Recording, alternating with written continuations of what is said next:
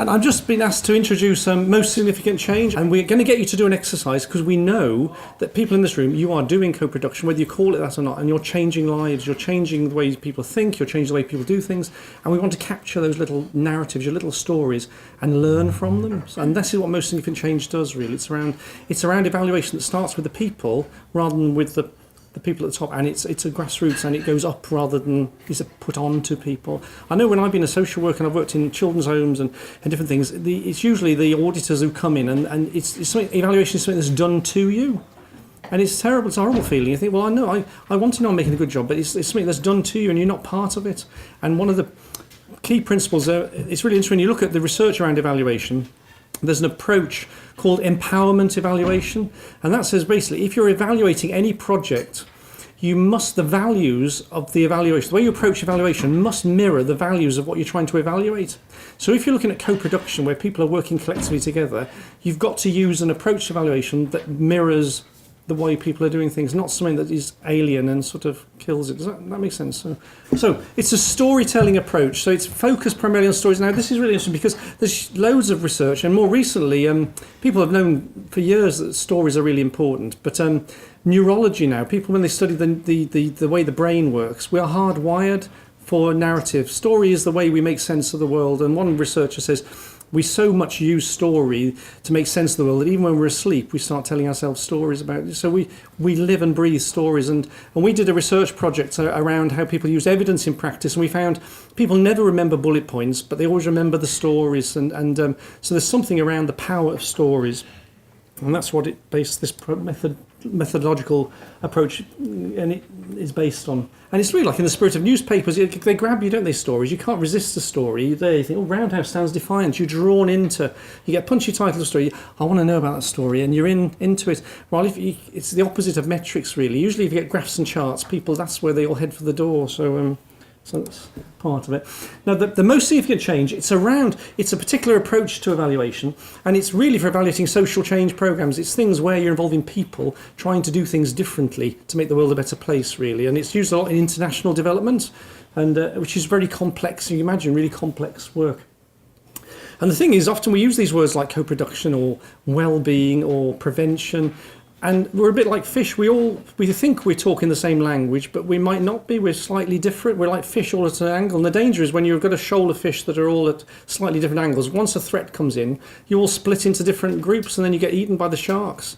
And what Most Significant Change tries to do is get everyone a bit more aligned. So it's focused primarily on learning. It's really about learning and creating a community of who've got a real vision about what they're about, and they really inspire and push people forward to do the right thing. So I want to show you the power of story, because I think this is just a nice example, because we used storytelling in a Joseph Rowntree project. So this is a little story. This is a story of change, because the other thing is it's about change. This is we had a research project about making lives better for older people with high support needs in care services. There's a lot of research around what mattered to older people, and we worked with older people, with carers, with frontline staff, with researchers in 6 sites, and we sort of explored together, sat around tea and cake, how can we address some of these challenges. And this is before and after story. So this is Josh, works for Gwalia, now the Pobble Group, 26, he was then, and that's Lillian, who was, I think she's 94, so there's Lillian and Josh. That's at the start of the project, that's at the end. So what's the difference between the start and the finish? She's hugging him. She's hugging him, yeah.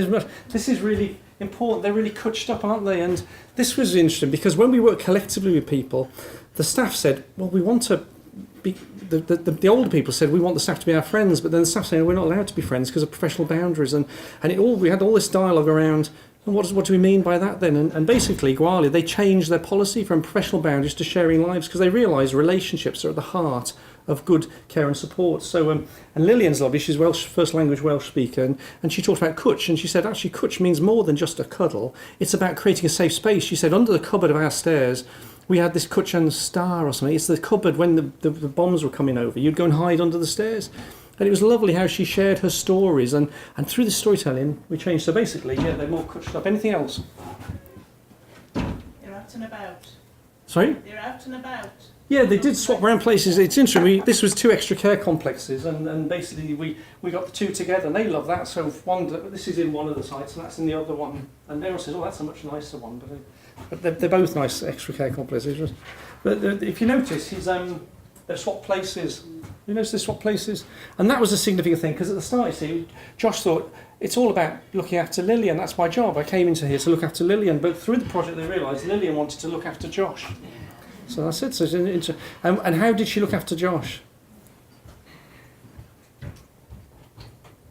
Any ideas? It's in the picture.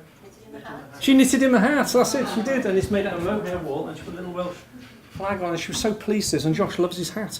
So that's lovely. That's a really positive change story. Yeah. So that really got across this message when we shared this story with staff. They're going, "Oh gosh, older people," because there's a research message behind this that we must create opportunities for older people to give as well as receive.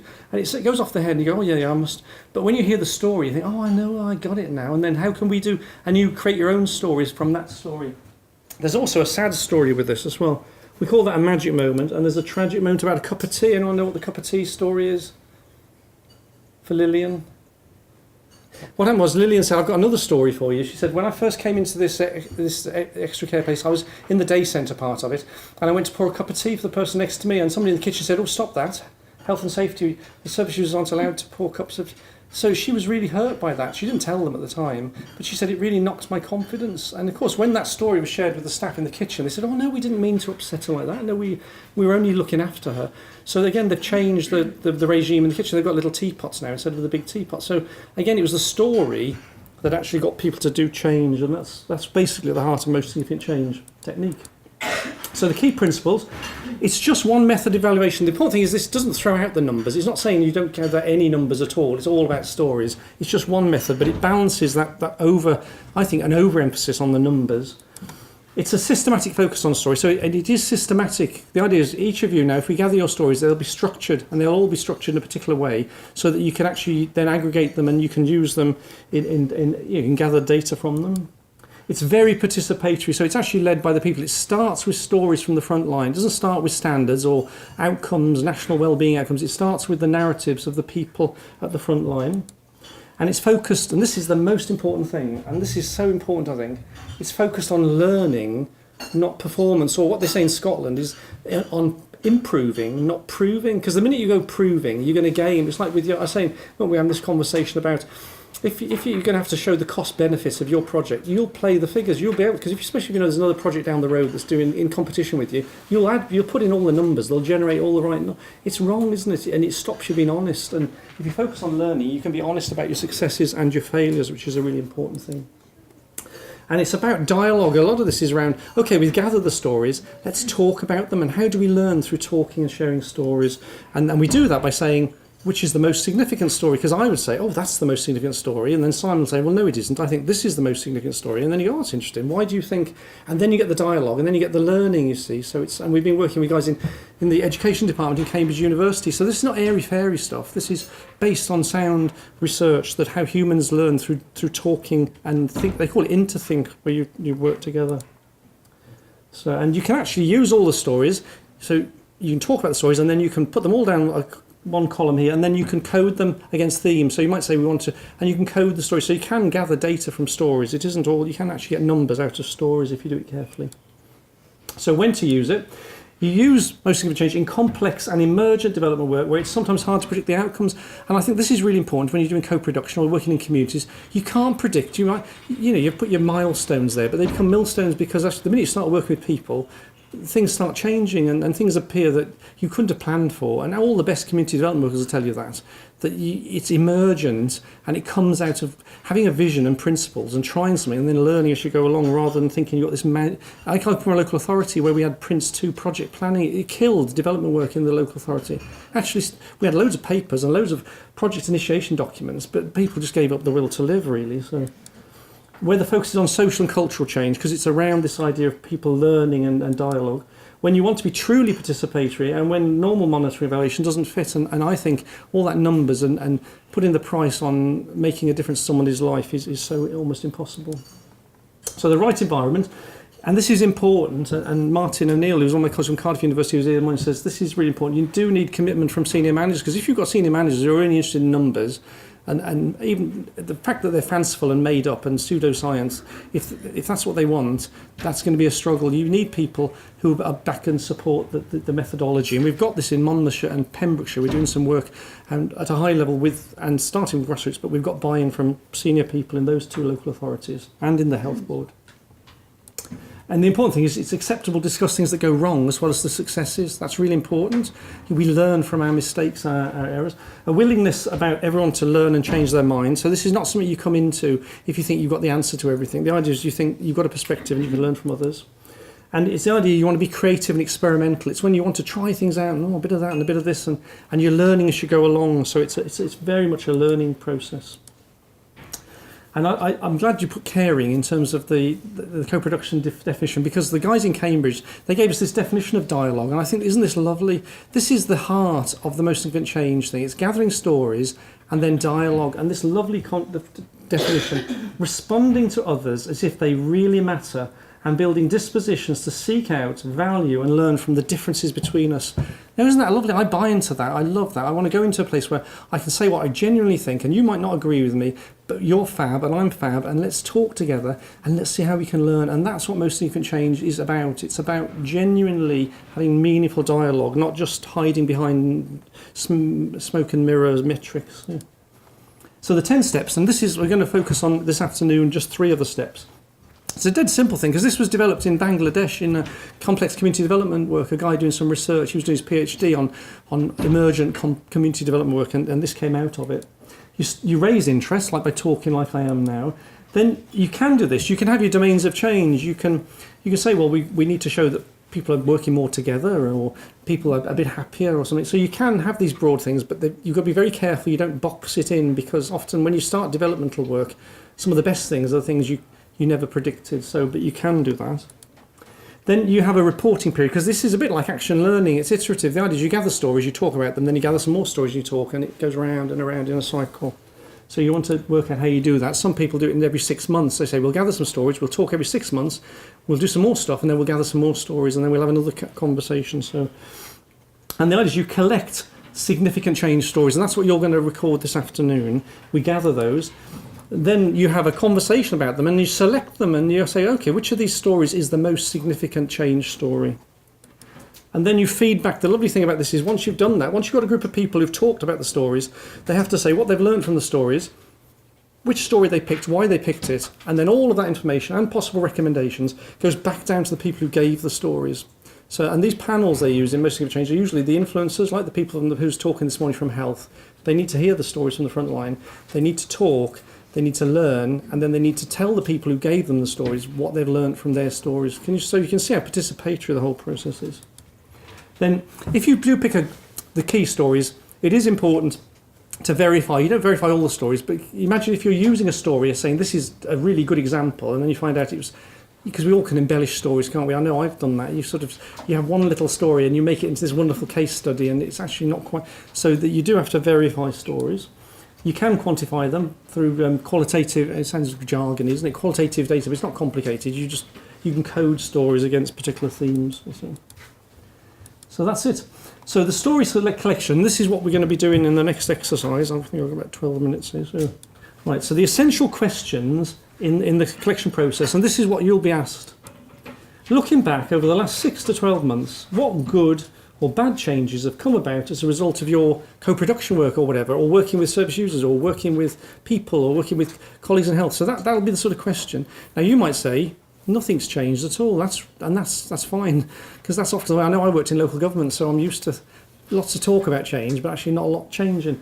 The important thing as well is you can say it can be a good change or a bad change, because you learn from both. And it's really interesting. We're doing this work in Monmouthshire and Pembrokeshire, where they're getting people from all the agencies, like from the third sector, from community groups, from health, social services, and they're all getting together once a month to share their ideas about prevention and well-being.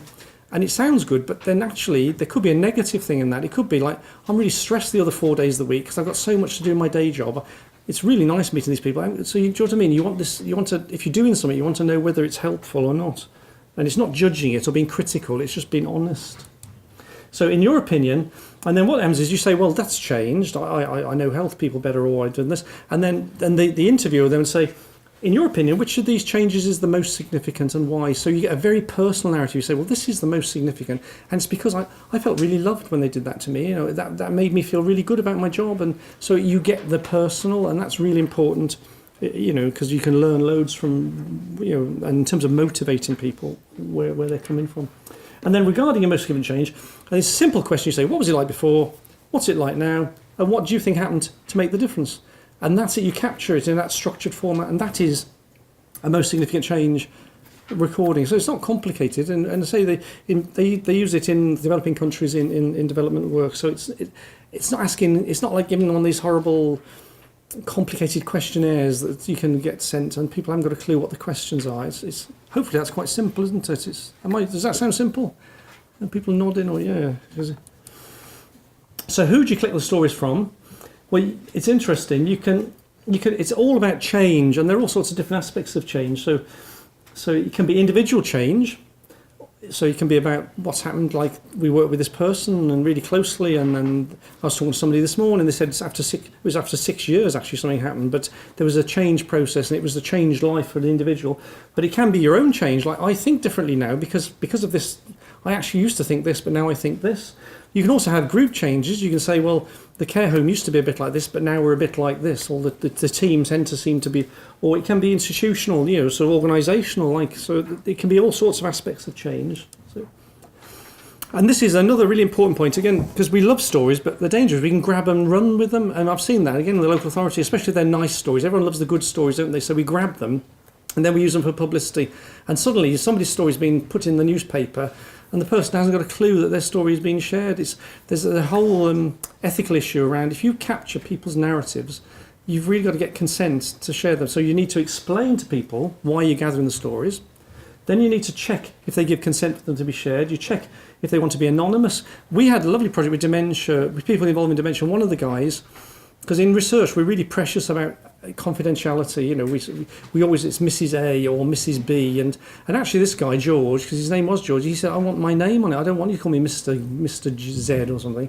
He said, because all my life I've been ignored really, and if I've got a story to tell, I want it shared. So bear that in mind. Some people are happy to share their stories. They don't always want it anonymised. And if you have a third party, like you're talking about somebody, you make sure if you're going to use that story, you go and check with a third party before they're included in a story, because the danger is they say, you talk about somebody and the person doesn't even know they're being mentioned. So again, these are just basic common sense principles, really.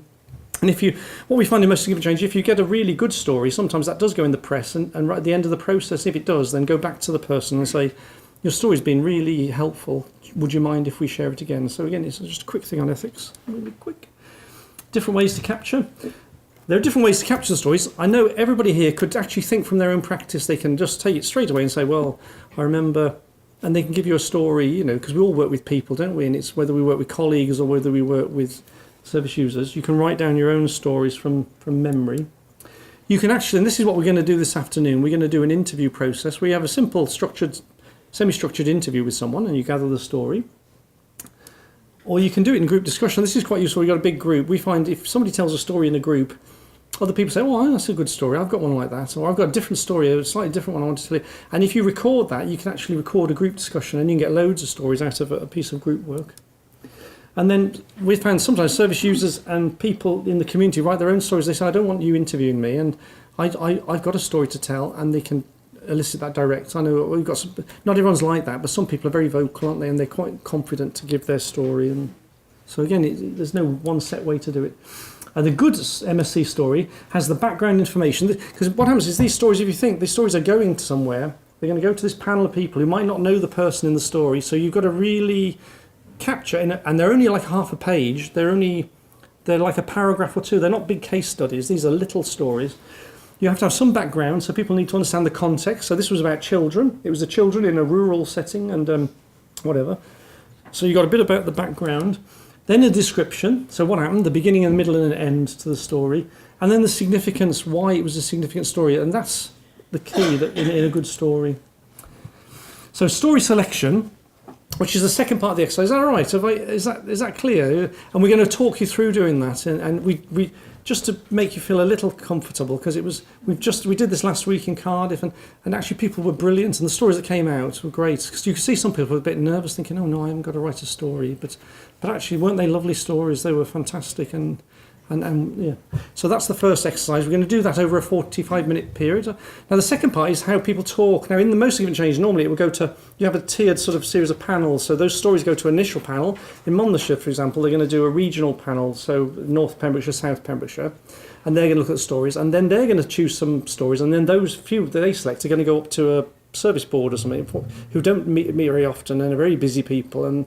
But they're going to do a sort of annual story. Does that make sense? So you can tier the stories.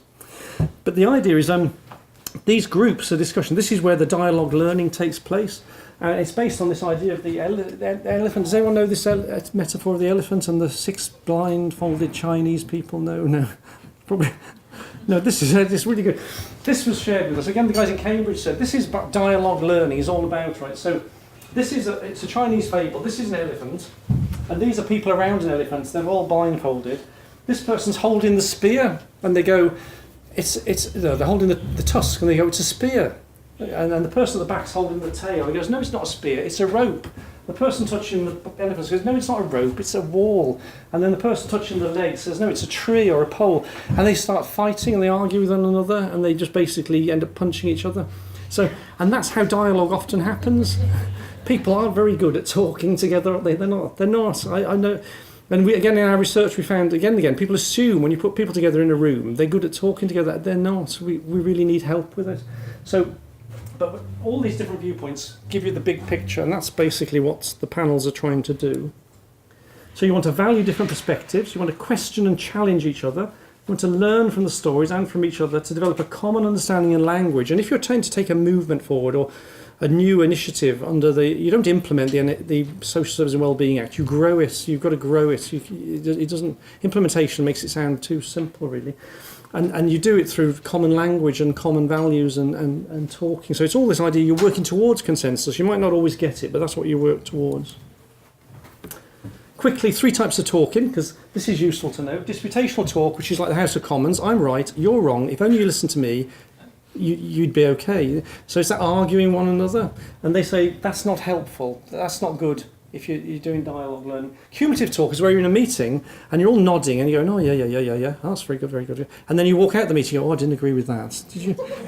What a load of rubbish. I'm not doing that. So they call that cumulative talk. And we've all been in it, haven't we? And they say, the research says that when people are in that sort of setting, they don't say what they really think, because they're worried about getting it in the neck afterwards because they've said something they shouldn't have said, or they're frightened, or they don't want to hurt somebody's feelings. They say, well, I thought she was talking a load of rubbish. I didn't want to say because I didn't want to embarrass her, So that's not helpful either. So this idea is we want to create exploratory talk where we really do question in a values-based way one another. So I've got 2 minutes on it. The selection process for most significant change starts with you gathering your stories. Might be 10 stories, 30. It doesn't need to be hundreds of stories. But they go to a little group of people who talk about the stories. And that starts the learning process. And then they might select stories. It goes up to another panel. And it can go right up to Welsh Government. You might say there's one story from RCT and Merthyr that this is a really significant story. And we want the minister to hear it. And he want him and his colleagues to talk about it. So, there's ways of getting these stories up the tree. So who should be in the panel? It should be inclusive and representative. So I know in Pembrokeshire and Monmouthshire, we're looking at making sure we've got community groups involved, we've got third sector, we've got health, we've got social services, education. You've got all the key people. And ideally, it should be people who can influence decision making, because the idea is this panel of people are the people who are the decision makers who say, well, perhaps we could spend a bit more money on that, or perhaps we don't need to do that so much, or perhaps because you want the people who can actually change things. And ideally, people who've submitted stories to the panel shouldn't be in the panel, because that's classic, isn't it? You say, well, this is the best story because it's mine. That's it, which is faithful. It's temptation, isn't it? And then how to select stories. This, again, it's best done through just through the dialogue, through the talking. You can have a checklist. You could say, we want stories that talk about co-production. So you can have the 5 elements that... of co-production that Noreen said earlier, or you might have the 5 ways to well-being or something that you've got, and you say, well, we want some stories about that, or stories about that. So you can start to structure the way you do it, but it's always important to have this open window. This is a fab story, and wasn't that really good? And it doesn't fit any of the boxes, but it just happens to, it's a really good learning story. So the selection process, everybody reads the stories, the group hold an in-depth discussion, they decide which stories are the most significant, they have to then give the reasons, and they record them as lessons learned. We've had this conversation, and we've learnt all this sort of stuff from the conversations, and then recommendations, and we would say, this is a recommendation, so there's something, and it's, again, they try and do it on one sheet of paper, in 3 little sections, and then that goes back, fed back to the people who gave the stories, feedback's given, and that's it really. And then this is the final thing, because most significant change is about the most significant stories, it's like the highs and the lows, the best, not best, but the most significant, and in terms of good or bad.